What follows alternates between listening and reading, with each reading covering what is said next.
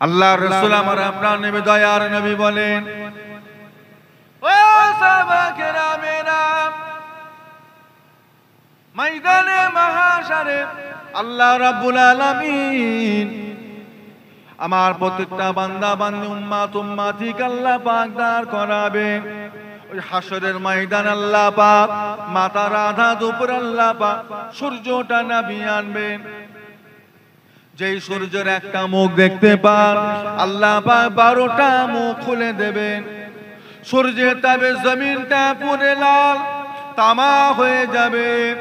আল্লাহ পাক সেই দিনে কোনো ছায়া রাখবেন না। ওই সূর্য তাপে মাথার ঘিনুগুলো টকবক করে ফুটবে। কারো শরীরের পাসিনায় হাঁটু পর্যন্ত ডুবে যাবে, কারো শরীরের পাসিনায় কোমর পর্যন্ত ডুবে যাবে, কারো শরীরের পাসিনায় থুতনি পর্যন্ত ডুবে যাবে, কারো শরীরের পাসিনায় হাবুডুবু খেতে থাকবে, কারো শরীরের পাসিনায় সাঁতার দিতে থাকবে। আল্লাহ রাসূল বলেন কোনো ছায়া থাকবে না, কোনো আশেরা থাকবে না, কেবলমাত্র আল্লাহ রাব্বুল আলামিনের আরশ পাকের ছায়া ছাড়া অন্য কোনো ছায়া থাকবে না। আমার আপনার নবী দয়ার নবী নূর নবী বলেন, কাল কিয়ামতের ময়দানে মাহশারে আল্লাহ পাক প্রত্যেকটা মানুষকে আল্লাহ দাঁড় করিয়ে 5টা করে প্রশ্ন আল্লাহ করবেন। ওই 5টা প্রশ্নের জবাব আমি আপনি যত সময় না পর্যন্ত দিতে পারবো আল্লাহ পাকের সম্মুখ হইতে আমি আপনি এক কদম আগে যেতে কেউ পারবো না। আল্লাহ রাব্বুল আলামিন প্রত্যেকটা বান্দা বান্দিকে আল্লাহ দাঁড় করিয়ে সর্বপ্রথম আল্লাহ জিজ্ঞাসা করবেন, ও আমার বান্দা বান্দিরা, আমি আল্লাহ পাক তোমাকে দুনিয়ার বুকে 70 বছর হায়াত দিয়েছিলাম,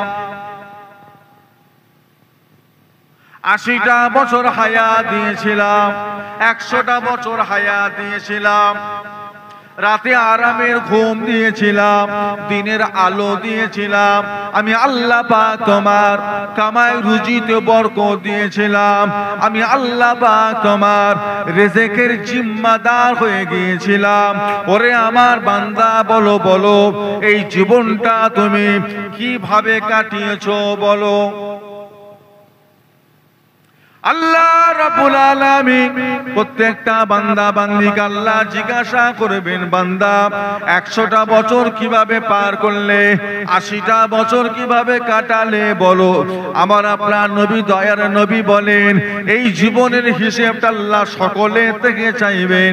যত সময় না পর্যন্ত আমি আপনি জবাব না দিতে পারবো আল্লাহ পাকের সম্মুখ হইতে আমি আপনি এক কদম আগে যেতে পারবো না।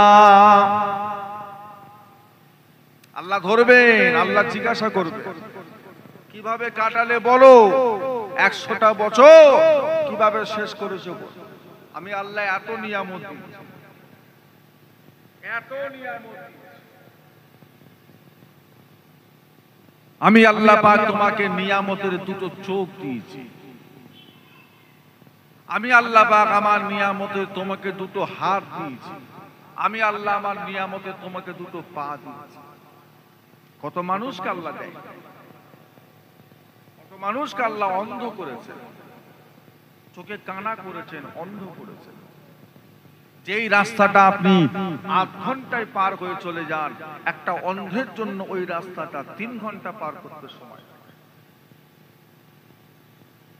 একটা চোখ যদি আপনার নষ্ট হয়ে যায়, খারাপ হয়ে যায়, তামাম পৃথিবীর বাজার ঘুরে ফেললো। এই রকম একটা নিয়ামতের চোখ আপনি আর কিনবার কোনো বাজার আপনি পাবেন না। আল্লাহ দিয়েছে। আপনার ছেলেকে আপনি 500 টাকা দিয়ে বাজারে পাঠিয়ে হাট করে যখন ঘরে আসে তখন আপনি হিসেব চান, হিসেব দেন। আল্লাহ হিসেব চাইবে। আপনি মনে করেছেন আপনার টাকা আপনার দোকান থেকে আসে, ব্যবসা করেন টাকা আসে, আপনি মনে করেছেন চাষ করি টাকা আসে, আপনি মনে করেছেন চাকরি করি টাকা আসে, কামাই আসে, টাকা পয়সা আসে। আসলে তো তা নয়। টাকা পয়সা কামাই, রুজি, রিজিক, বরকত এগুলো ব্যবসা বাণিজ্য থেকে আসে না, এগুলো কার কাছ থেকে আসে? ওমা মিন দাআবাতিন ফিল আরদি ইল্লা আলাল্লাহি রিজকুহা। আসমানের নিচে, জমিনের উপরে যত মাখলুক আমরা দেখতে পাই, এই প্রত্যেকটা মাখলুকের রিজিকের জিম্মাদার কে নিয়েছে? একটু জোরে বলুন না সুবহানাল্লাহ। যে সকল বাপ ভাই এখানে বসেছে, কাল থেকে যদি আপনারা এক সপ্তাহ বাজারে নাও যান, প্রত্যেকের সংসারে চাল, ডাল, আলু, পেঁয়াজ, তরি তরকারি যা কিনে রাখা আছে, এক সপ্তাহ মতো প্রত্যেকের সংসার চলে যাবে। আপনার গ্রামে ওই গাছের মাথায় কিছু পাখি বাসা করে আছে, আপনি গিয়ে দেখবেন, পাখিদের বাসাগুলো দেখবেন, ওরা একটা দিনের মতো খাবার কিন্তু ওরা সঞ্চয় করে রাখে না। পুকুরের মাছ 1 ঘন্টার জন্য খাবার সে কিন্তু তৈরি করে রাখে না। গ্রামের কুকুর, বিড়াল, ছাগল এরা খাবার যেটা সঞ্চয় করে রাখে, এরা কার ভরসায় আছে? ওরা জানে আল্লাহ যখন রিজিকের জিম্মাদার হয়েছেন, আমাদেরকে না খেয়ে আল্লাহ কখনো মারবেন না। জোরে বলুন সুবহানাল্লাহ। আল্লাহ নিয়ামত, আল্লাহ চাইবে এই বান্দা হিসেব, আমি আল্লাহ তোকে কি দিই? হ্যাঁ, একটা রোগীকে যদি 2-5 দিন যদি হসপিটালে রেখে যদি অক্সিজেন দেওয়া হয়, কত টাকা বিল আসবে? আল্লাহ দিয়েছে ফ্রি, আল্লাহ দিয়েছে সূর্যের আলো ফ্রি, কোনো বিল নেই। আল্লাহ দিয়েছে 2টো কিডনি ফ্রি। সারা দিনে 70 বার করে আমাদের রক্তটাকে ডায়ালিসিস করছে। জোরে বলুন সুবহানাল্লাহ। খোদা না করে যদি আপনার নষ্ট হয়ে যায়, খারাপ হয়ে যায়, ওই ডায়ালিসিসটা যদি বাইরের মেশিন দিয়ে করাতে হয়, কিডনির কাজটাকে একবার ডায়ালিসিস করতে আপনার 8000 টাকা খরচ।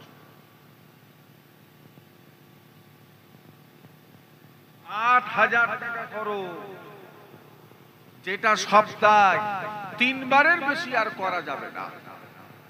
যেটা কিডনি 70 বার করতো, সেটা আপনি সপ্তাহে করতে পারবেন 3 বার। আমি সর্বনিম্ন যদি মোটামুটি একটা নার্সিং হোম থেকে যদি ডায়ালিসিস খরচা যদি 3000ও যদি নেয়, সপ্তাহে কত খরচ? একটা বছরে 52টা সপ্তাহ আসে, প্রত্যেক সপ্তাহে যদি 3 বার করে করতে হয়, বছরে কত খরচ?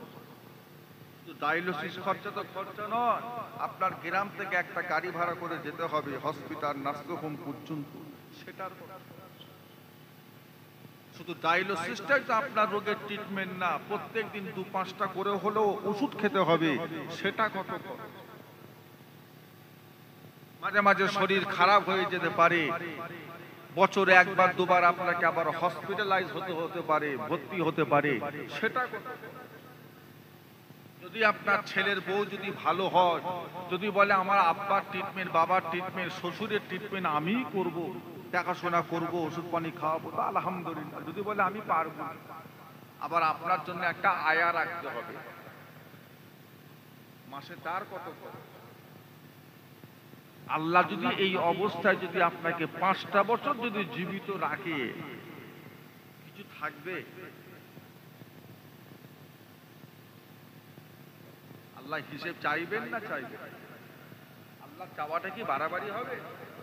বলো কিভাবে কাটিয়েছে, বলো জীবন কিভাবে শেষ করলে, বলো। আল্লাহ নবী আমার, আপনার নবী দয়ার নবী বলেন, প্রত্যেকটা বান্দা বান্দির কাছ থেকে আল্লাহ পাক আবার যৌবনকালের হিসেব চাইবেন।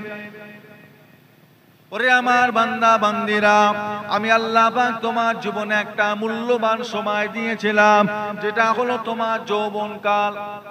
যুবকাল যুবতীকাল, এই সময়টা তুমি কিভাবে কাটিয়েছো বান্দা? এই সময়টা তুমি কিভাবে শেষ করেছো বান্দা? কি কাজ করে কাটালে বান্দা বলো? আল্লাহ নবী বলে প্রত্যেকটা বান্দা বান্দির কাছ থেকে আল্লাহ পাক যৌবনকালের হিসেব চাইবেন। আল্লাহর বান্দা বান্দিরা যত সময় না পর্যন্ত জবাব না দিতে পারবে, তত সময় পর্যন্ত কোন বান্দা বান্দি আল্লাহ পাকের সম্মুখ হইতে এক কদম আগে যেতে পারবে না। আল্লাহ হিসেব চাই, যৌবনকালের হিসেব দাও। বাচ্চা থেকে নিয়ে বুড়ো পর্যন্ত, মুরব্বী পর্যন্ত, বৃদ্ধা পর্যন্ত সব চাইতে মূল্যবান সময় হলো, সবাই চায়। আপনার পার্টির নেতা লিডার বলছে জোয়ান ছেলেরা আমার দিকে চলে আসে, নাকি বুড়ো গুলোকে ডাকে? ক্লাবের সভাপতি বলছে তোরা সব মেম্বার হয়ে যা, জোয়ান গুলো মেম্বার হয়ে যা, মাসে মাসে 100 টাকা করে মেম্বার হয়ে যা। মস্তান পার্টি বলছে আমাদের দিকে চলে, সবাই জওয়ানদের করে ডাকে, সব জায়গায় জওয়ান ছেলে। আর যত মসজিদে যাবে খালি সব বুড়ো, সব জায়গায় জওয়ানদের দরকার, আর আল্লাহ শুধু বুড়ো কটার দরকার। আল্লাহ বলবে জওয়ান হিসেব দাও, কিভাবে কাটিয়েছো হিসেব দাও, আমি আল্লাহর কাছে জবাব দাও। তোমার যৌবন কালটা তুমি কিভাবে শেষ করেছো? আমি আল্লাহকে বলবো, মোবাইল ঘেঁটে, নামাজ কাজা করে, হ্যাঁ, সারা সারা রাত জেগে জেগে মোটর সাইকেল খালি ঘুরে ঘুরে কিভাবে শেষ করেছো? আল্লাহ রাসূল আমার আপনার নবী দয়ার নবী বলেন, ও সাহাবা কেরামেরা, ময়দানে মাহশারে আল্লাহ রাব্বুল আলামিন আমার প্রত্যেকটা বান্দা বান্দি উম্মাত উম্মাতিকে আল্লাহ পাক দাঁড় করাবে। ওই হাসরের ময়দান আল্লাহ পাক মাতার আধা দুপুর আল্লাহ পাক সূর্যটা নামিয়ে আনবেন। যেই সূর্যের একটা মুখ দেখতে পান, আল্লাহ পাক 12টা মুখ খুলে দেবেন। সূর্যের তাপে জমিনটা পুরে লাল তামা হয়ে যাবে। আল্লাহ পাক সেই দিনে কোনো ছায়া রাখবেন না। ওই সূর্য তাপে মাথার ঘিনুগুলো টকবক করে ফুটবে। কারো শরীরের পাসিনায় হাঁটু পর্যন্ত ডুবে যাবে, কারো শরীরের পাসিনায় কোমর পর্যন্ত ডুবে যাবে, কারো শরীরের পাসিনায় থুতনি পর্যন্ত ডুবে যাবে, কারো শরীরের পাসিনায় হাবুডুবু খেতে থাকবে, কারো শরীরের পাসিনায় সাঁতার দিতে থাকবে। আল্লাহ রাসূল বলেন কোনো ছায়া থাকবে না, কোনো আশেরা থাকবে না, কেবলমাত্র আল্লাহ রাব্বুল আলামিনের আরশ পাকের ছায়া ছাড়া অন্য কোনো ছায়া থাকবে না। ও ভাইজানেরা, সাহাবা হুজুররা জিজ্ঞাসা করেছিলেন, ইয়া রাসূলুল্লাহ হাবিবাল্লাহ, ওই আরশের ছায়া পাবে কারা? ওই আরশ পাকের ছায়াটা তলায় কারা দাঁড়াবে? ওই ছায়াটা কারা পাবে? আল্লাহ রাসূল বলেছিলেন, আমার উম্মাত উম্মাতির ভিতরে 7 শ্রেণীর উম্মাত উম্মাতি যারা আরশ পাকের ছায়া পাবে। এই 7 শ্রেণীর ভিতরে 1 নাম্বার হলো শাবুন নাশা ফি ইবাদাতে রব্বি, শাবুন নাশা ফি ইবাদাতে রব্বি, জওয়ানি ওয়াক্তের নামাজ, জওয়ানি ওয়াক্তের রোজা, জওয়ানি ওয়াক্তের দান খায়রাত, জওয়ানি ওয়াক্তের ইবাদত, কাল কিয়ামতের ময়দানে মাহশারে আরশ পাকের ছায়া নসিব হয়ে যাবে। একটু মহব্বতে বলুন না। পুরো বয়সের নামাজে নয়, আল্লাহর আরশ পাকের ছায়া পেতে গেলে জওয়ানি কালে নামাজ, জওয়ানি কাল 40-এর পর, কোন সময় 15 থেকে 15, এই সময়টার নামাজ। বিশাল ব্যাপার। আমি জানি ওই সময় নামাজ পড়াটা বড় কঠিন ব্যাপার, কিন্তু ওই সময় নামাজের ফাজিলাত হলো কিয়ামতে আল্লাহর আরশ পাকের ছায়া। শাবাব, যুবক বয়সের নামাজ। মুরব্বীরা ফজরের নামাজ একা চুপি চুপি ঘর থেকে উঠে চলে এলে হবে না, জাবান্দ করে তুলে নিয়ে আসতে হবে। জুম্মার দিনে বাচ্চা কাচ্চাগুলোকে মসজিদে রেখে সমস্ত নামাজ পড়িয়ে নামাজ। জুমা রক্তে কত রাকাত নামাজ? জুমা রক্তে কত রাকাত নামাজ? কত রাকাত? আমি অফ করি, কত রাকাত? 22 রাকাত। মোট নামাজ হলো।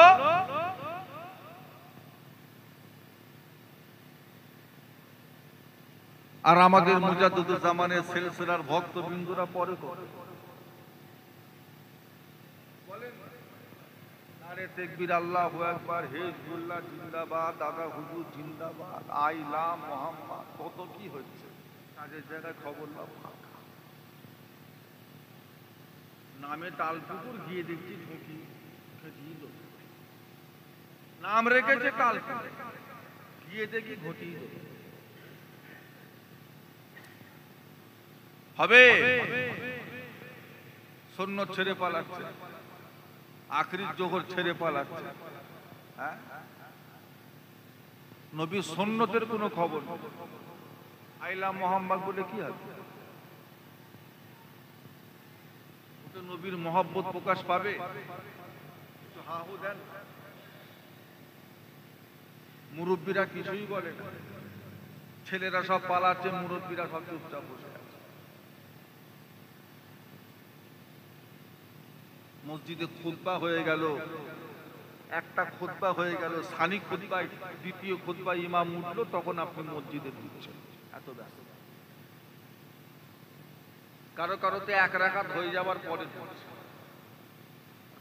আপনার থেকে আপনার ছেলে কি শিখবে?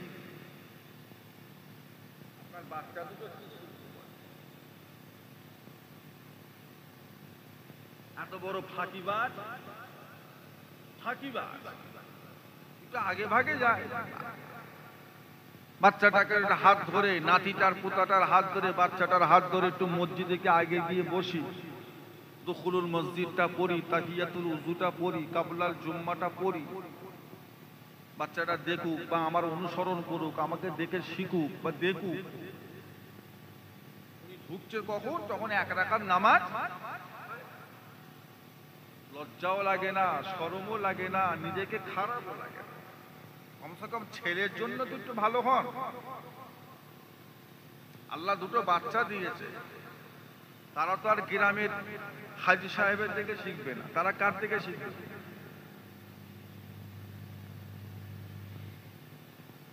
এখনো যদি আপনি বাড়ির বউ হয়ে, দু বাচ্চার মা হয়ে, 7 বছর 8 বছরের বাচ্চার মা হয়ে যদি এখনো যদি আপনি বিকাল 4টের পরে যদি বাইরে বেরিয়ে গ্রামের জামানদের সাথে হই হই করেন, গল্প করেন, মেয়েগুলো কি শিখবে?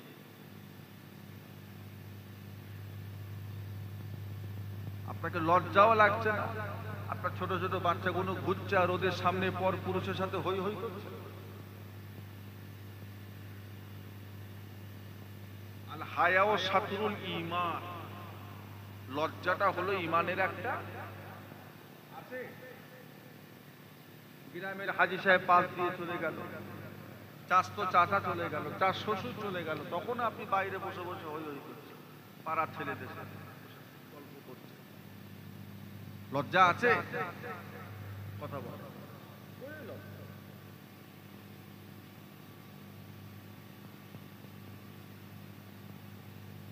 যা করেছেন করেছেন, নিজের বাচ্চা কাচ্চা ছেলে পুলের জন্য তো এবার একটু নিজেকে পরিবর্তন করেন।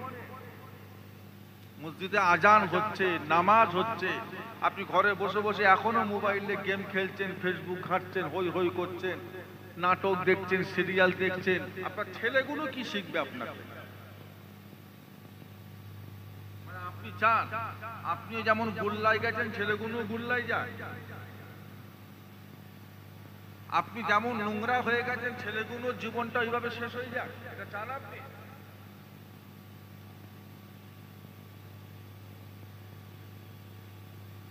বাচ্চা কাচ্চাদের ট্রেনিং দিতে হয়, বুঝাতে হয়, বলতে হয়। শুধু তো বাচ্চা জন্ম দিলে তো হয় না।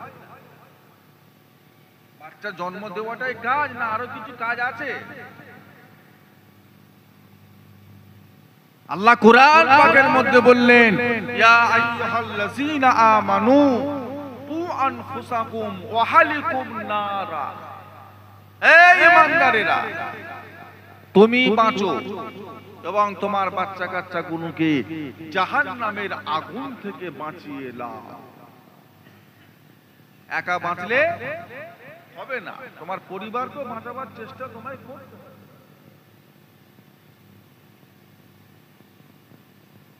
নেক হও, আল্লাহ ওয়ালা হও, পরেজগার হও, তাদের জন্য ভালো হও। নিজের জন্য তো হলেন না, কমসে কম এই সোনার মানিকদের জন্য ভালো। মুখ দেখাবেন, ওদের স্বভাবটা নষ্ট হয়ে যাচ্ছে আপনার ব্যবহারে, আপনার আখলাক আদর্শে, আপনার কারণে ওরা নষ্ট হয়ে যাচ্ছে। আমার ভাইজানেরা, বাবাজিরা, দোস্তরা, বন্ধুরা, 15 থেকে 35 এটা হলো জওয়ানি কাল। এই সময়টায় যদি আমরা ইবাদত করে কাটাতে পারি, যেতে পারি, আল্লাহর আরশ পাকের ছায়া নসিব হবে। যারা পার করে ফেলেছে, মাথা ঠুকে কপাল পেটিয়ে ফেললো, ওই সময়টা আর জীবনও ফিরে পাবে না। যাদের আছে ভালো, দুনিয়ায় হওয়া যায়, বাপের সম্পত্তির মালিক ছেলে হতে পারে, কিছু না করেও কোটি কোটি টাকার মালিক হয়ে যায়। একটা ছেলে আছে, বাপের 2টো পেট্রোল পাম্প,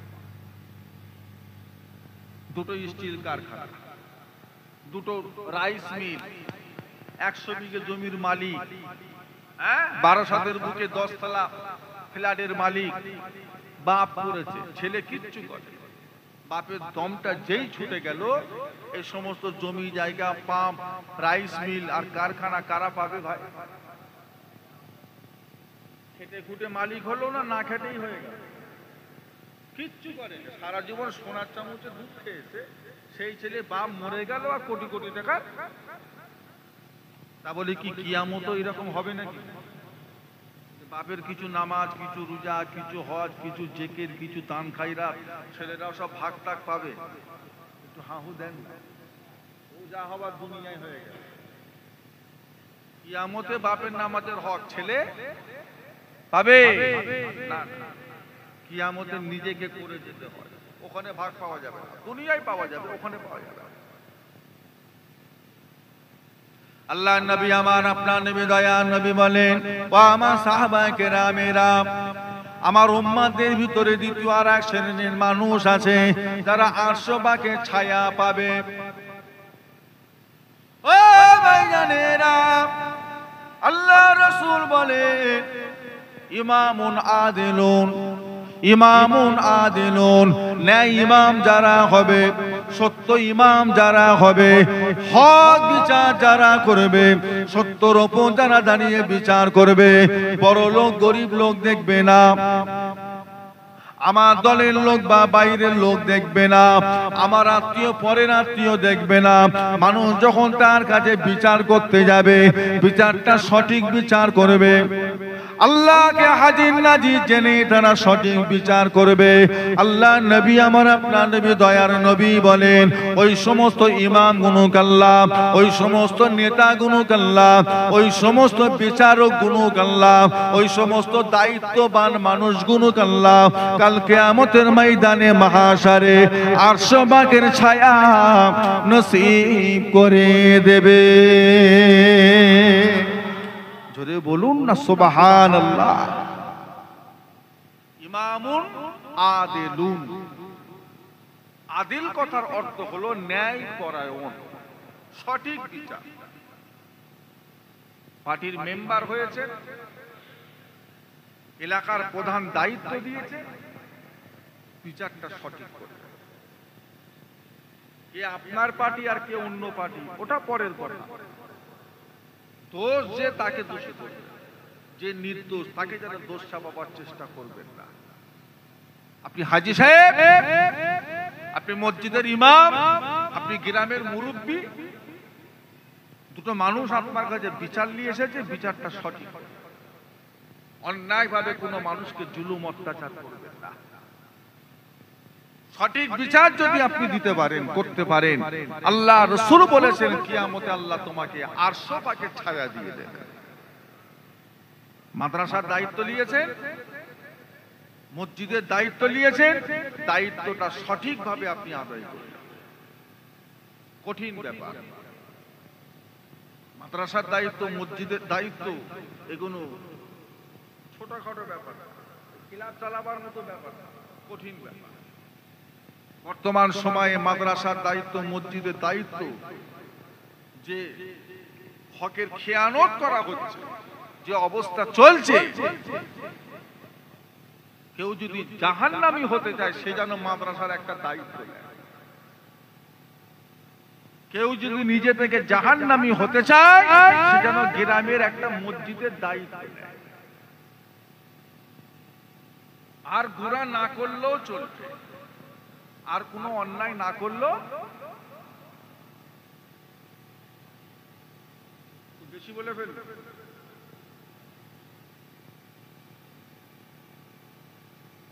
কি বলছেন হুজুর?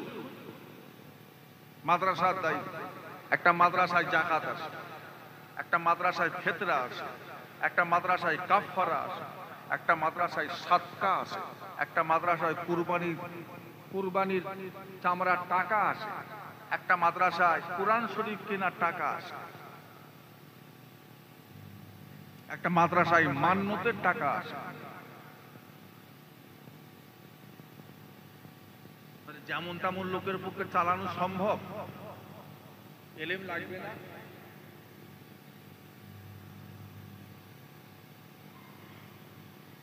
আপনাকে দিল 2000 টাকা মাদ্রাসার, আপনি একজন কমিটি মেম্বার, 2000 টাকা দিয়ে বললো ভাই 2-4টে কোরআন শরীফ কিনে একটু মাদ্রাসায় দিয়ে দিস, বাচ্চা কাচ্চা কোনো পড়বে, মা বাপ কবরে শুয়ে খাওয়া।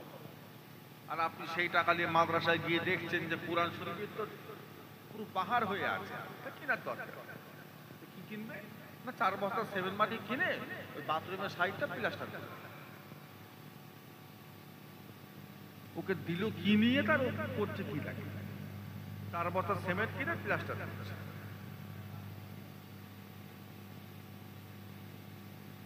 দিল। 5000 টাকা জাকাতে, সেটা দিচ্ছে হুজুরের বেতন। হুজুর জাকাত খায়? হাহু দেন না, হুজুর জাকাত খায় কি? হুজুর পড়িয়ে লিখছে না এমনি এমনি লিখছে, ফাউ লিখছে? পড়িয়ে যদি লাই তো জাকাত দেবে কেন?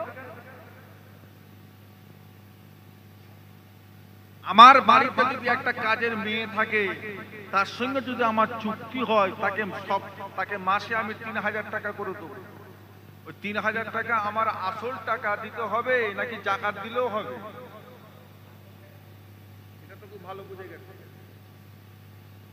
ওকে জাকাত দিলে আলাদা দিতে হবে, বলে দিতে হবে যে তুই যে বলছিলিস মেয়ের বিয়ে কিছু দিতে, আমি কিছু জাকাত দেবো, নিবি কি? ভালো, তখন দেন 5000 টাকা। আপনি যে তাকে খাটাচ্ছেন, তার জন্য তাকে জাকাত দিয়ে পরিশোধ করলে তাকে আপনাকে আসল টাকা দিতে হবে।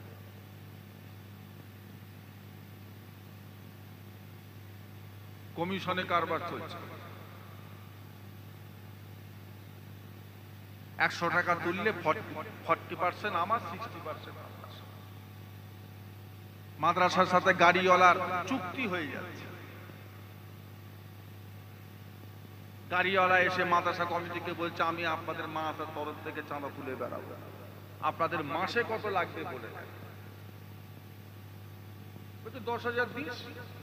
বলছে না, অত পারবো। কত পারবে? 8,000 পারবে।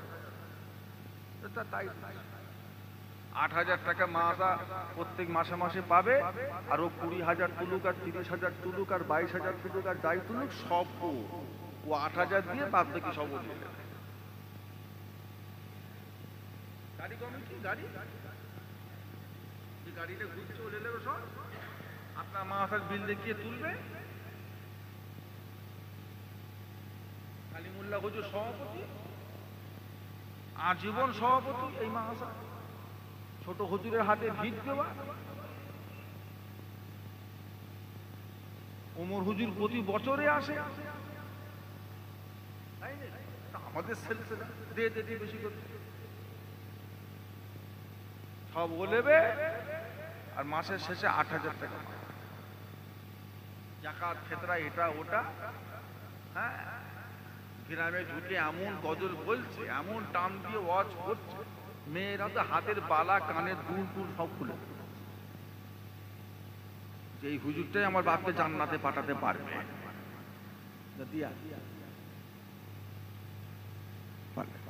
আর অন্য কোনো গুনাহ করতে হবে না, মাদ্রাসার দায়িত্ব নিয়ে জাহান্নামে যাওয়া যাবে? এবার একটু বলে রোজে থাকবে না, রোজে যে আপনি দুটো ছেলেকে বলবেন, ওদেরকে বলবেন ভাই ওইসব লাইনে যেতে পারবো না, সারাদিন তুমি খাটাখাটনি করবে, চাইবে একটু খেদমত করবে, আমরা তোমাকে 500 টাকা করে রোজ দেবো, ও খাটবে না। গাড়ি নিয়ে হেলা বটতলায় গিয়ে ময়না পার করে ফাঁকা রাস্তার পাশে গাড়ি সাইড করতে বসে বসে মোবাইল ঘাটবে। কোনো গ্রামে গিয়ে চাঁদা ও তো জানে খাটলেও 500 টাকা, না খাটলেও কি করতে খাটবে।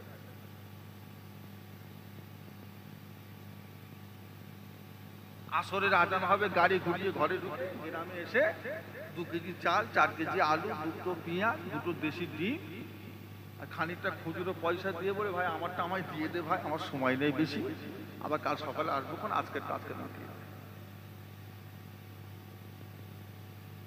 আর যদি আপনি বলে দেন কমিশনে কারবার, কমিশনে ও ঘোষ পাড়াটাও ছাড়বে না। যদি বলে কমিশন, ঘোষ পাড়া থেকে চেঁচিয়ে টানা তুললে চলে আসবে। ঘোষ পাড়া, কামার পাড়া, নাপিত পাড়া সবগুলো ও জানে 100 টাকা তুললে 60 টাকা।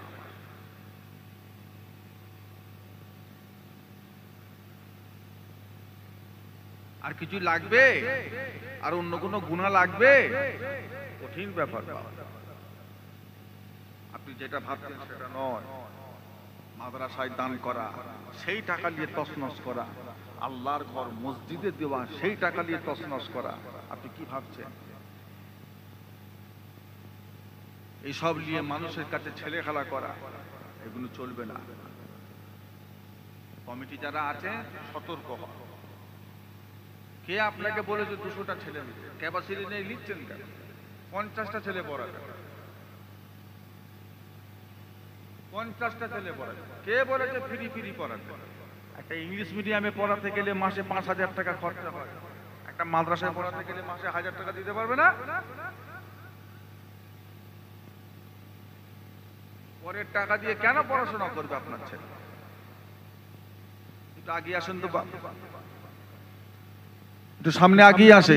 দরুদ শরীফ, আল্লাহুম্মা সাল্লি আলা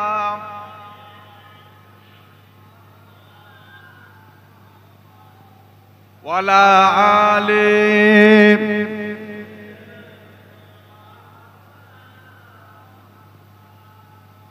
আমার দিনদার ইমানদার নেককার আল্লাহওয়ালা বাপেরা, ছেলেকে ফ্রি পড়াবার চিন্তা ভাবনা করবেন না। টাকা দিয়ে পড়াবেন, টাকা দিয়ে পড়াবেন। ওই পরের জাকাতকে ছেলে মানুষ হবে, পরের ফেতরাকে ছেলে মানুষ হবে না, ও আশা করবেন না। ফ্রির কোনো যুগ নেই, ফ্রির জামানা নেই। আর আপনার ছেলে আপনার ঘরে থেকেও যদি পড়াশোনা করে, তার পিছনে সারাদিনে 50 টাকা হলেও খরচা, তা সেই ছেলেটাকে একটা মাদ্রাসায় দিয়ে রেখে দিয়েছেন, মাসে 500 টাকা দিতে পারবেন না?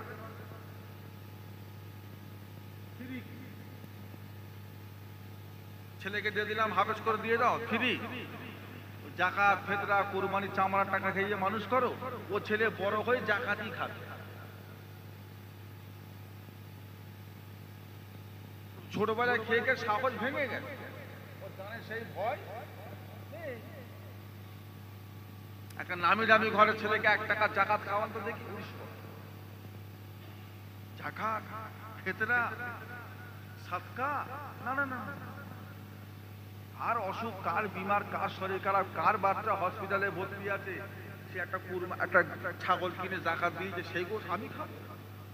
আমার বাপের অনেক আছে বাবা, ওই পরের একটা গোশ খেতে কি আমার বাপের কত বেরিয়ে যাবে। আর তোমার ছেলে ছোট থেকে ওই খেয়ে মানুষ, ও যত টাকারই মালিক হোক, ও বড় হয়ে দেবে জাকাতই খাবে, দেবে না, লোককে দেবে না, নিজেই খাবে জাকাত।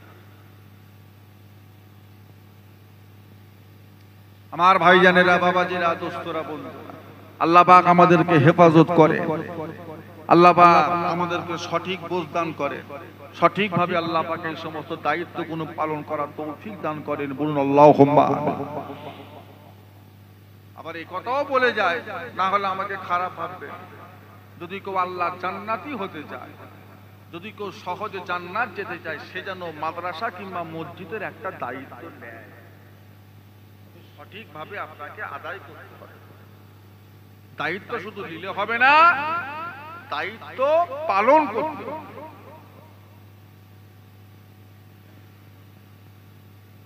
আমার আপনার নেমে দয়ার নবী নূর নবী বলেন, ও সাহাবা কেরামেরা, রব্বুল আলামিন আল্লাহ পাক ময়দানে মাহশারে আর একদল মানুষকে আরশে পাকে ছায়া দান করবেন, রাসূলুন কলবুহু মুআল্লাকুন ফিল মাসাজিদে। 3 নাম্বার আরশে ছায়া পাবে কারা? মসজিদে আজান হয়ে গেল, নামাজের জন্য মসজিদে চলে এসেছে, নামাজ হয়ে গেল, মুসল্লি নিচেই নেমে যাবে, কিন্তু মুসল্লির অন্তরটা আল্লাহর ঘরে রেখে দিয়ে যাবে। আবার যখন আজান হয়ে যাবে, আবার মুসল্লির শরীরটা আল্লাহর ঘরে চলে আসবে। আবার যখন নামাজ হয়ে যাবে, মুসল্লি নিচেই নেমে যাবে, মুসল্লির অন্তরটা আল্লাহর ঘরে রেখে দিয়ে নিচেই নেমে যাবে। আবার যখন আজান হয়ে যাবে, নামাজের জন্য মসজিদে চলে আসবে। আল্লাহ রাসূল বলেন, জামাতের সাথে যারা নামাজ পড়বেন, ওই সমস্ত মুসল্লিগুলোকে আল্লাহ কাল কিয়ামতের ময়দানে মাহশারে আরশ পাকে ছায়া আল্লাহ পাক দান করে দেবে।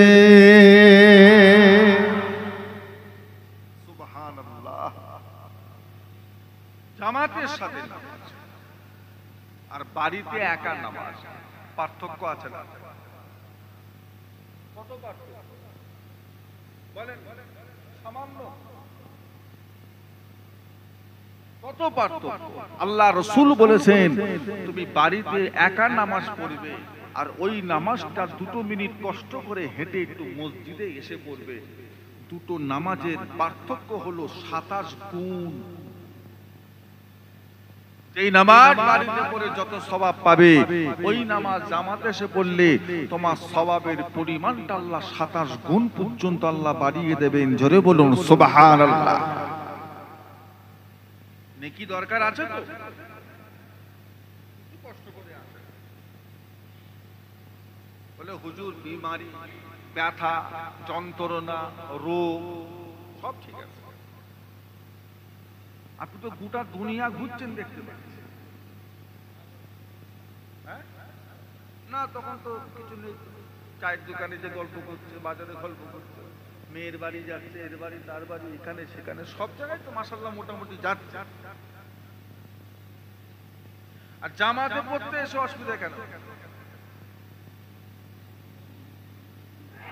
আল্লাহ রাসূলের কাছে একটা অন্ধ সাহাবা, চোখ দুটো অন্ধ, ইয়া রাসূলুল্লাহ, হাবিবাল্লাহ, আমি জুম্মার নামাজটা নাবাবিতে এসে পড়বো, আর ওয়াক্তের নামাজটা একটু বাড়িতে পড়বো, একটু অনুমতি দেন।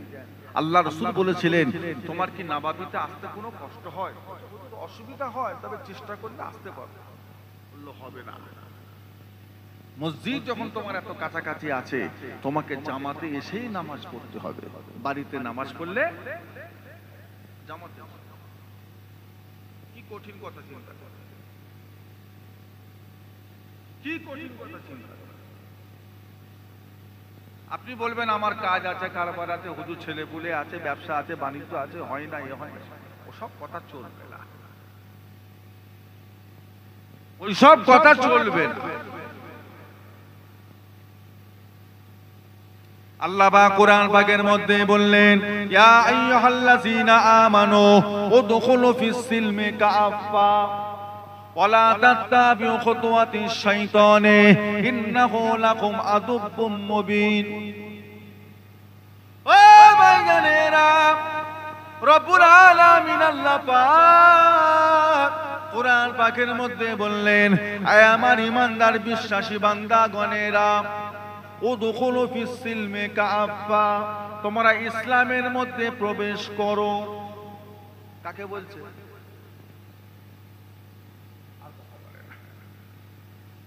কাকে বলছে আল্লাহ?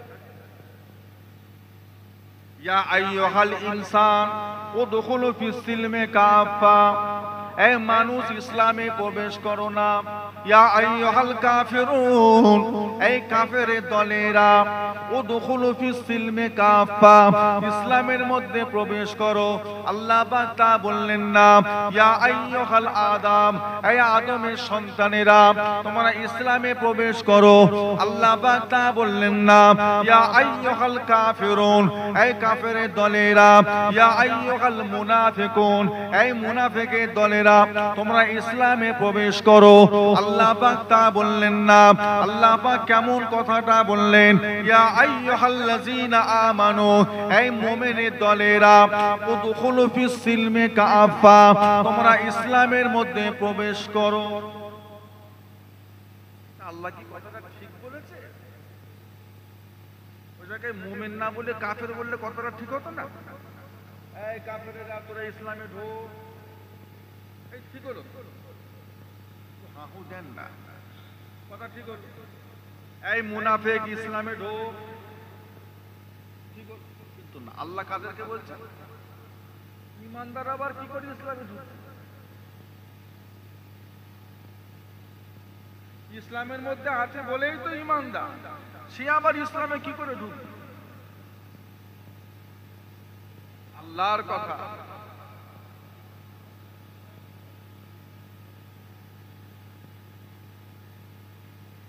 ইসলামের মধ্যে আছেন বলেই তো আপনি মুমিন, আপনি আবার ইসলামে ঢুকবেন কি করে? মুসলমান নামাজ পড়লে, রোজা রাখলো, সুদের ব্যবসা করলো, মুসলমান থাকলো না।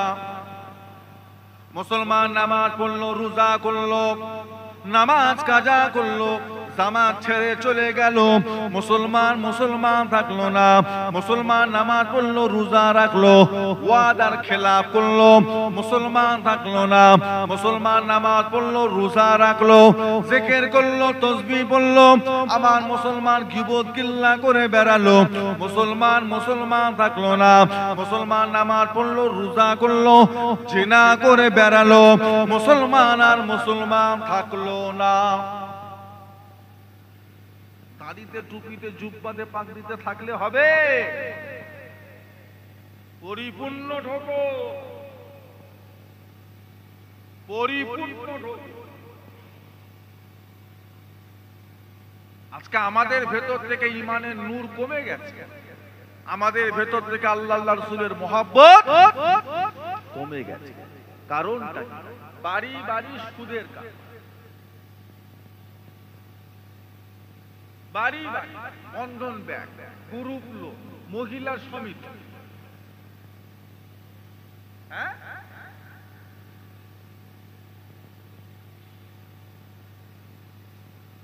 বন্ধুকে ৫,০০০ টাকা, ২০,০০০ টাকা, ২৫,০০০ টাকা ধার দিয়েছে, বন্ধু মনে করেছে ও বাবা, মাসের শেষে বলছে সুদটা দে, আসলটা থাক।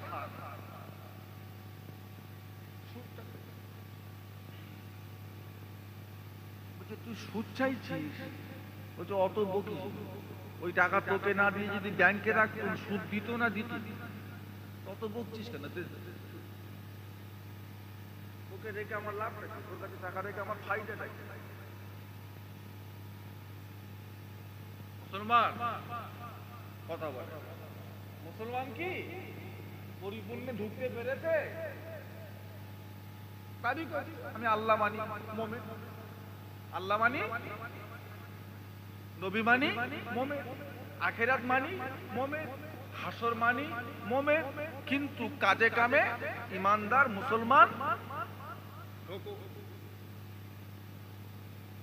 নামাজ পড়লো, রোজা রাখলো, তাসবিহ তাহলিল করলো, জিকির ফিকির করলো, আবার বাজারে বসে, চায়ের দোকানে বসে, মাচানে বসে গীবত গিল্লা চগলখড়ি করে বেড়ালো। ও ভাইজানেরা, ও নবীর উম্মত উম্মতি গণেরা, আল্লাহ রাসূল মদিনার মসজিদে নববী শরীফে বসে ওয়াজ করছেন। এমন সময় একজন সাহাবা মদিনার মসজিদে নববী শরীফ থেকে উঠে চলে গেলেন। অন্য একটা সাহাবা আল্লাহ নবীর কাছাকাছি এসে যেই সাহাবা চলে গেলেন, তিনার বিরুদ্ধে আল্লাহ নবীর কাছে কিছু কথা শোনাতে লাগলেন।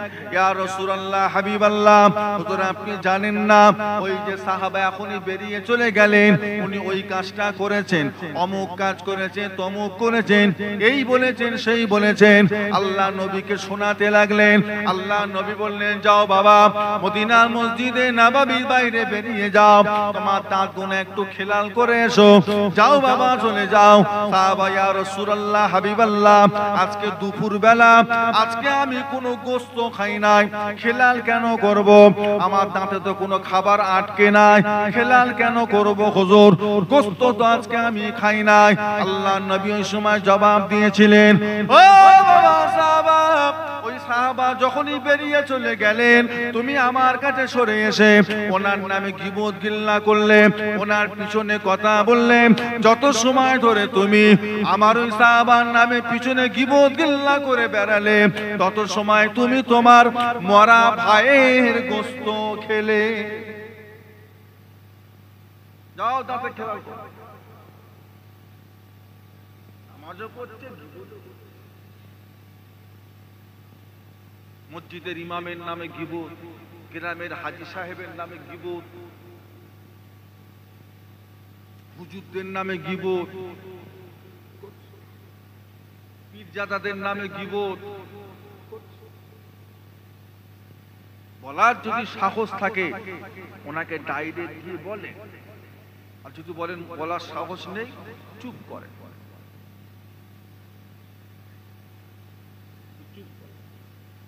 গীবত করবেন না। বলে আমি যেটা বলছি তো হক কথাই তো বলছি।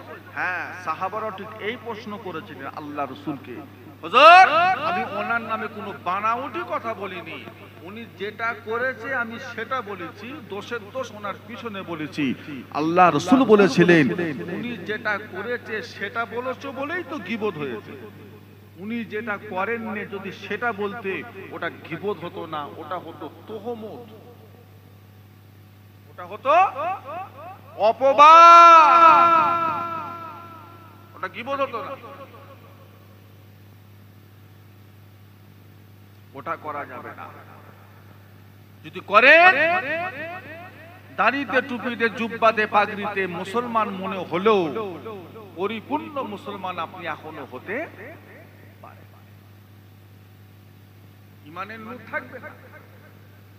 আমি ধরেই নিলাম ওই মানুষটা একটা সময় একটা গুনাহ করেছে, এখন মানুষটা ভালো হয়ে গেছে, তওবা করে ফেলেছে, আপনি এখনো ওনার নামে সেই গীবতটা করছেন।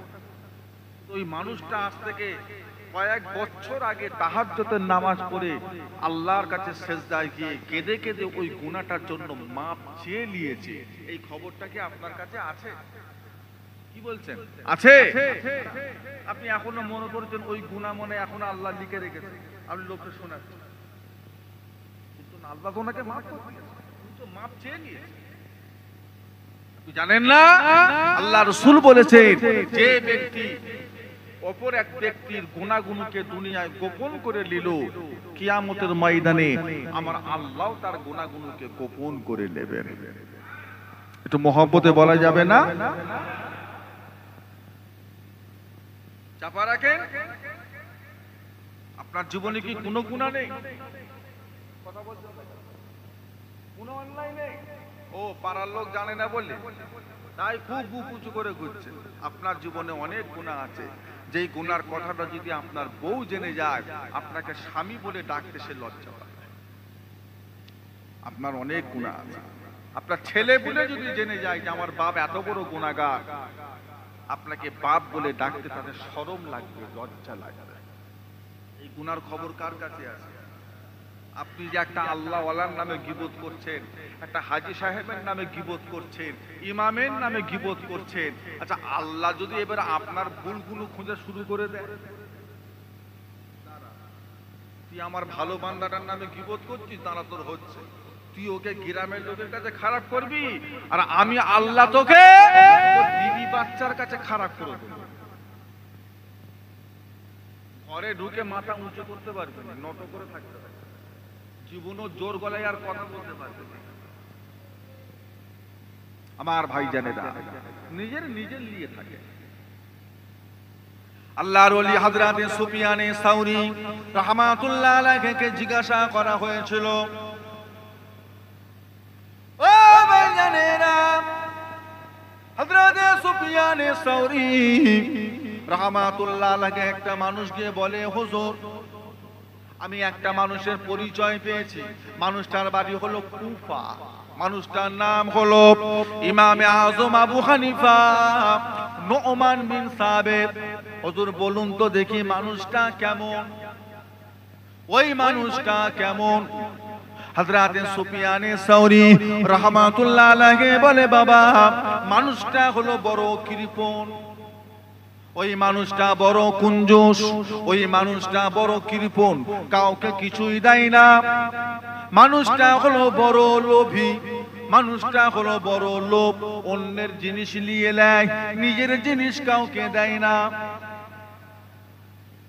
ও ভাইজানেরা, প্রশ্নকারী বলেছিলেন, ও হযরতে সুফিয়ানে সাউরি, আমি যতটুকু জেনেছিলাম মানুষটা নাকি বড় আল্লাহওয়ালা, মানুষটা বড় দানশীল, মানুষটা বড় পরেশগার, আর আপনি আমাকে বলছেন মানুষটা নাকি বড় কুঞ্জুস। কি ব্যাপার হুজুর, আমি কি ভুল জানতাম নাকি আপনি ভুল বললেন? বুঝতে পারলাম না, এক শুনে এসেছি, আপনি আর এক বলছেন।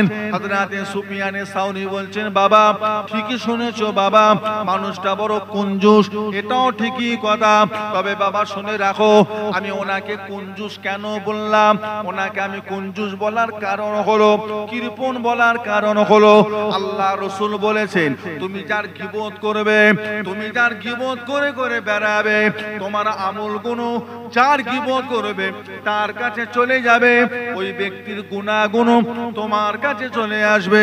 ইমামে আজম আবু হানিফা মানুষটা বড় কুঞ্জুস, মানুষটা বড় কৃপণ, ইমামে আজম আবু হানিফা জীবনে কারোর নামে গীবত করে না, নিজের জীবনের আমলগুণ তিনি কাউকে তিনি দিতে চান না। জোরে বলুন। ও ভাইজানেরা, সুফিয়ানে সাউরি বললেন, বাবা মানুষটা হলো বড় লোভী, ওই মানুষটা হলো বড় লোভী মানুষ, এলাকার মানুষরা ওনার নামে গীবত করে, ওনার নামে গীবত করে করে বেড়ায়, মানুষটা কাউকে মানা করে না, বাধা দেয় নাই। তার মানে হলো যারা ওনার নামে গীবত করে করে বেড়ায় তাদের আমল গুনাহ ওনার কাছে চলে আসে।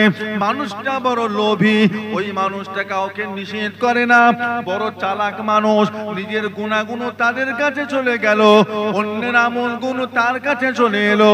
সেই জন্য বলেছিলাম বাবা, মানুষটা হলো বড় লোভী।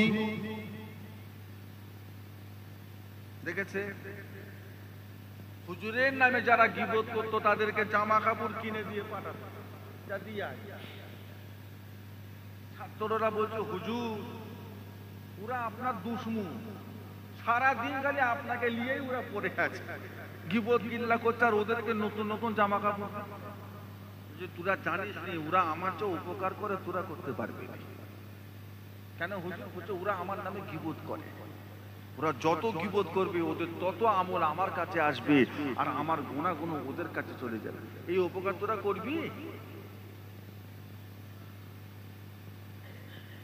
মুখ সামলে থাকবে, নামাজ পড়ে রোজা রেখে ফজর বেলা ঘুম থেকে উঠে কষ্ট করে এসে এই শীতকালে ঠান্ডা পানিতে উযু করে যদি যতটুকু নেকি আল্লাহ দিলেন সেটাও যদি চায়ের দোকানে গীবত করে শেষ করে দিই, কবরে কি দিয়ে যাব?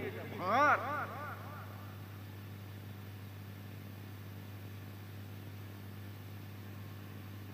সব থেকে দূরে থাকে, নামাজ পড়ে শান্তি পাবে, রোজা রেখে আরাম পাবে, সেজদায় কি উঠতে ইচ্ছা করবে না, মনে হবে যেন তসবিহটা আর একটু বাড়িয়ে দিই, মনে একটা সুকুন পাবে। আর না হলে সবই করবে কিন্তু আপনার মনে শান্তি। আর এসব দিকটা যদি পরহেজ করেন, আজান হওয়ার সাথে সাথে মনটার ভিতরে একটা ছিঁড়াছিঁড়ি শুরু হয়ে যাবে, কখন যাব না, কখন যাব না, একটা মনে একটা শান্তি পাবে। আল্লাহ বংশ দিয়ে বিচার করবেন না, আল্লাহ পাক চেহারা দিয়ে বিচার করবেন না, আল্লাহ পাক বান্দার গায়ের রং দিয়ে বিচার করবেন না, আল্লাহ পাক বান্দার ঘর পাকা না কাঁচা এই দিয়ে আল্লাহ বিচার, বান্দা গেরা না লম্বা এই দিয়ে আল্লাহ বিচার, কথা বলেন না। যদি আল্লাহ পাক রং দিয়ে বিচার করতেন, যদি আল্লাহ পাক টাকা পয়সা দিয়ে বিচার করতেন, যদি আল্লাহ পাক বান্দা গেরা না লম্বা এটা নিয়ে যদি আল্লাহ বিচার করে দিতেন, আল্লাহ রাব্বুল আলামিন যদি বান্দার বংশ দিয়ে বিচার করতেন তাহলে কি হতো? হযরতে বেলাল রাদিয়াল্লাহু তাআলা আনহু জীবনও কোনোদিন অত উঁচু দরের সাহাবা হতে পারতেন না। কথা বুঝতে পারছেন? বেলাল কালো না ফর্সা? কত কালো! আরে আফ্রিকা, পৃথিবীর ভিতরে সবচাইতে কালো মানুষ কোথায়? ইউটোপিয়া। আফ্রিকার রাজধানী হলো ইউটোপিয়া। হাজী সাহেবরা দেখেছে সেই কালো, কঠিন কালো। সেই দেশের মানুষ হযরতে বেলাল। না আছে এক কামরা ঘর, না ছিল ভালো বংশ, মানে ভালো বংশ বলতে নজরুল্লাহ যেটা আপনারা মনে করেন, সিদ্দিক, সৈয়দ, খান, পাঠান, আব্বাসী, ফারুকি। বেলালের কি এমন কোন দামি বংশ ছিল নাকি? কিচ্ছু। সম্মান আল্লাহ কত দিয়েছে, ইজ্জত আল্লাহ কত দিয়েছে। এইসব দিয়ে যদি আল্লাহ বিচার করতেন, বেলাল কখনো অত উঁচু সম্মানের মানুষ হতে। নবী আমার যখন মেয়েরাজ শরীফে চলে গেলেন, ও ভাইজানেরা,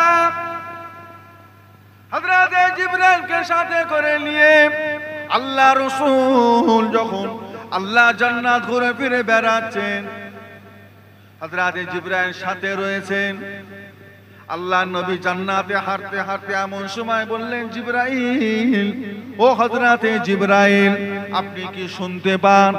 আমি রাসূলুল্লাহ শুনতে পাই, আমাদের আগে যেন কে হেঁটে হেঁটে যায়, পায়ের একটা খসখসে আওয়াজ শুনতে পাই। ও ভাইজানেরা, হযরতে জিবরাইল বলে, ইয়া রাসূলুল্লাহ, হাবিবাল্লাহ, আওয়াজ যেটা আপনি শুনতে পান এটা জান্নাতে চলার আওয়াজ নয়। এই আওয়াজটা যে জান্নাতে কেউ চলছে তা নয়, আমি আর আপনি ছাড়া আল্লাহ দয়া জান্নাত আর কেউ চলে নাই, আমাদের সাথে আগে পরেও কেউ নাই। তবে আপনি যে পায়ের আওয়াজটা শুনতে পান, এই আওয়াজটা জান্নাতের আওয়াজ নয়, এই চলাটা হলো দুনিয়া জমিনে চলার আওয়াজ। ইয়া রাসূলুল্লাহ, হাবিবাল্লাহ, হুজুর আপনি জানেন না, আপনার বেলাল যখন দুনিয়া জমিনে চলে ফিরে বেড়ায়, ওনার পায়ের আওয়াজটা আল্লাহর জান্নাত পর্যন্ত পৌঁছে যায়। ইয়া রাসূলুল্লাহ, হাবিবাল্লাহ, এই সময় হযরতে বেলাল তাহাজ্জুদের নামাজের জন্য ওযু করে মদিনার মসজিদে নববী শরীফের দিকে আসছেন। উনি যে ওযু করে মদিনার মসজিদে নববী শরীফে আসছেন, ওই যে পায়ের আওয়াজটা আপনি এখন আল্লাহর জান্নাত থেকে শুনতে পেয়ে গেছেন।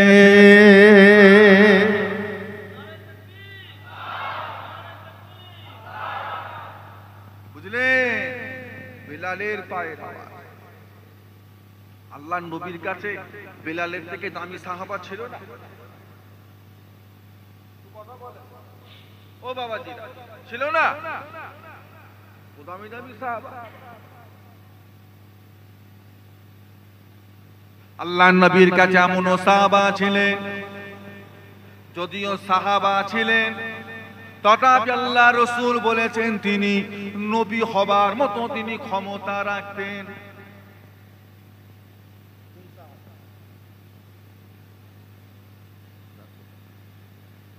সাহাবা কিন্তু ক্ষমতা রাখতেন কাদের মতো?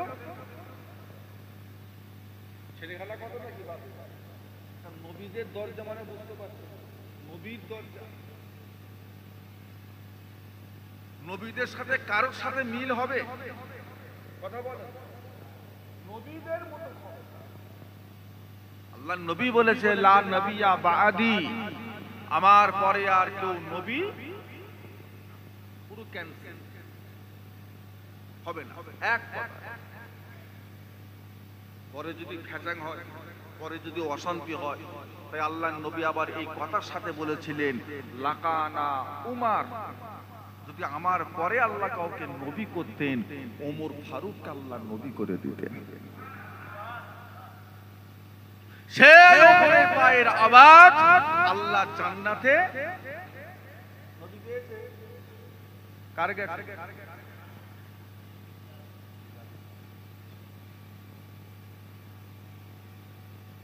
কালো বেল, এক কামরা ঘর থাকতো কোথা? হযরতে বেলাল থাকতো কোথা? মদিনায় থাকতো কোথা? ঘর ছিল, বাড়ি ছিল, কোথায় থাকতেন? আসহাবে সুফফা নববী শরীফের পাশে একটা ছোট্ট জায়গা ঘিরা।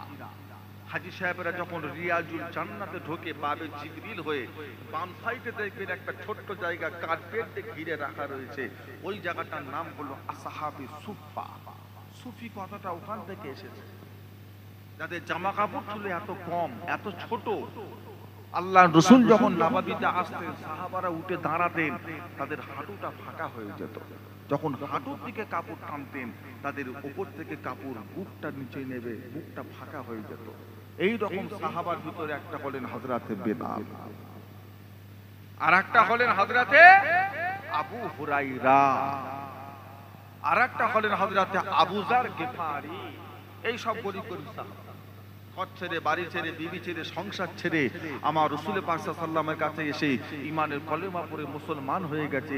কার ঘর থেকে দূর করে দিয়েছে, বার করে দিয়েছে, তাড়িয়ে দিয়েছে, তারা থাকতো ওই জায়গায় আসহাবে ওই জায়গায়। কেউ দাওয়াত করে নিয়ে গেলে খাওয়া হতো, আর না হলে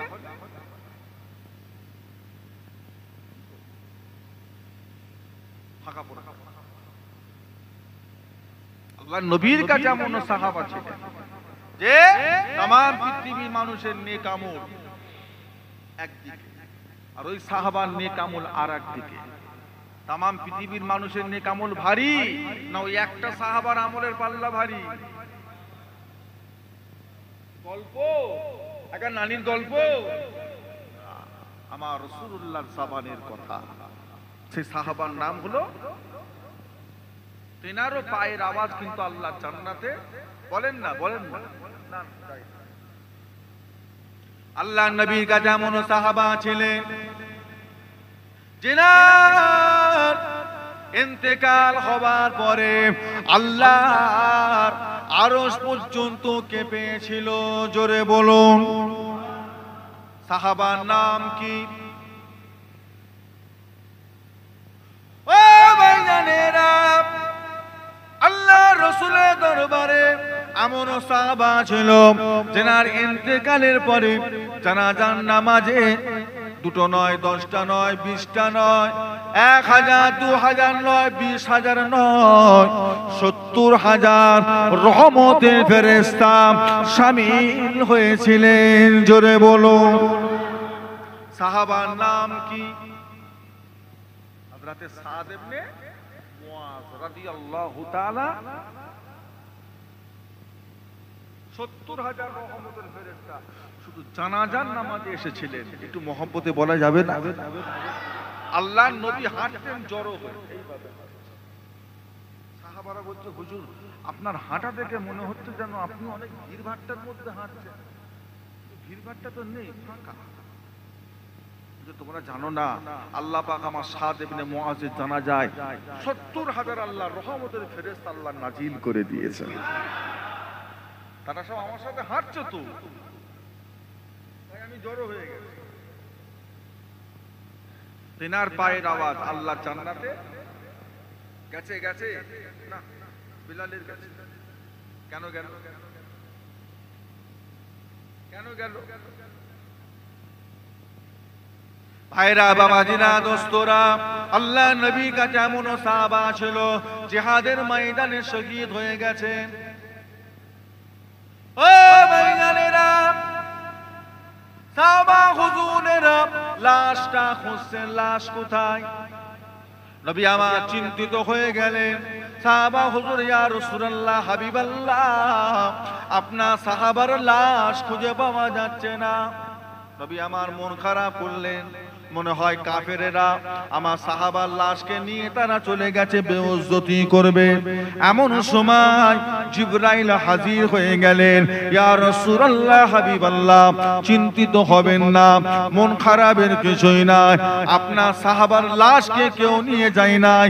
আসমানের দিকে তাকিয়ে দেখেন, আল্লাহ নবী নিজের চোখে দেখতে পেলেন আল্লাহর রহমতের ফেরেশতারা ওই সাহাবার লাশকে আসমানে নিয়ে গিয়ে জান্নাতের পানি দিয়ে গোসল করিয়ে দিচ্ছে।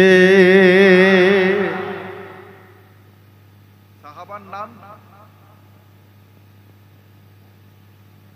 হযরত হানজালা রাদিয়াল্লাহু তাআলা। শহীদদের গোসল দিতেন, তবে কেন দিলেন সেটা অন্য কথা।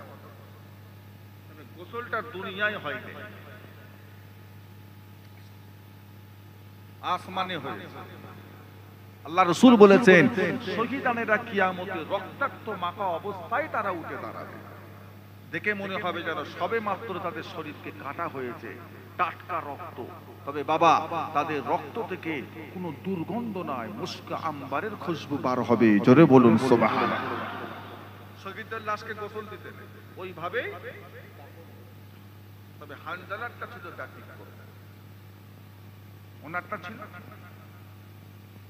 ও ভাইজানেরা, আল্লাহ নবীর এমন সাহাবা ছিলেন জিহাদের ময়দানে মুতার যুদ্ধে যুদ্ধ করতে করতে একটা নয়, দুটো নয়, তিনটে নয়, ৯টা তলোয়ারকে ভেঙেছিলেন।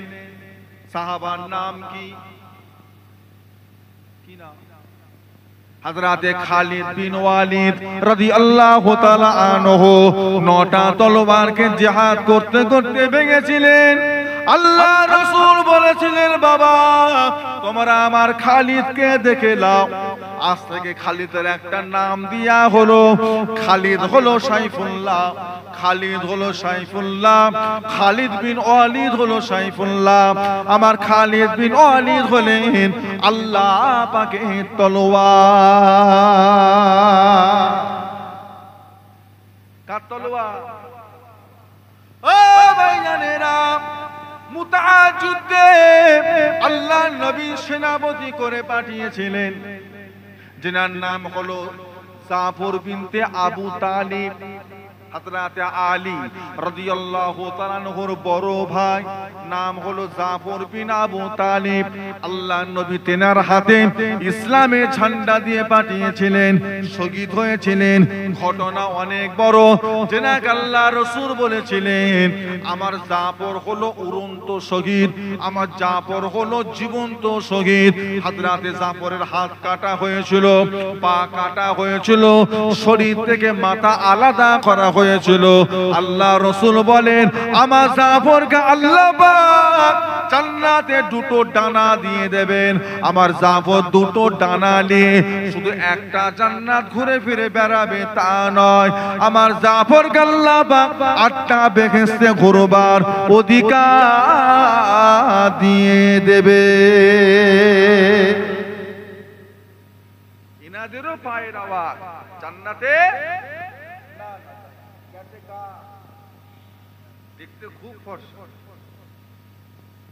খুব লম্বা চওড়া ফিগার, কথা বলেন, অনেক বড় বংশের মানুষ না, কিচ্ছু নেই। তেনার গুণ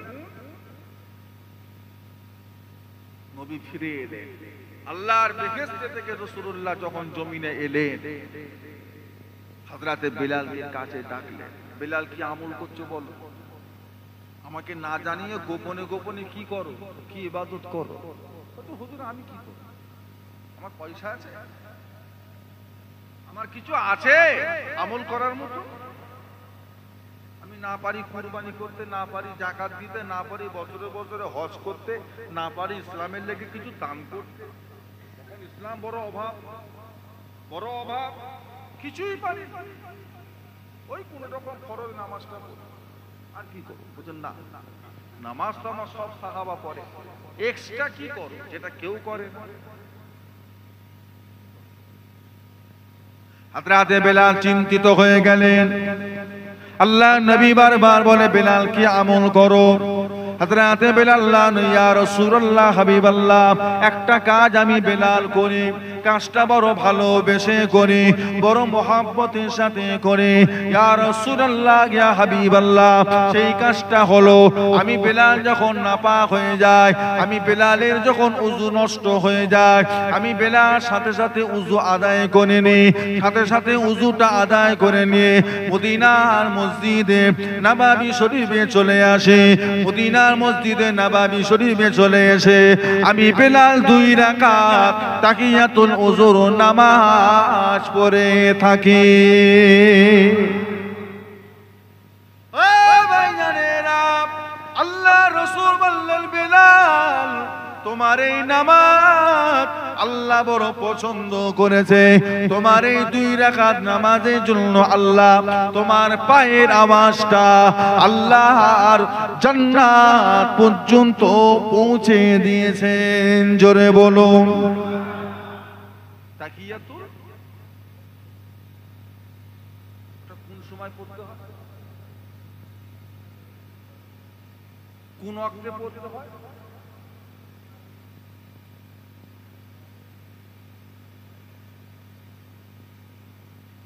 সব 2টো ওয়াক্তে পড়বেন না, ফজর মাগরিব। ফজর সময় কম,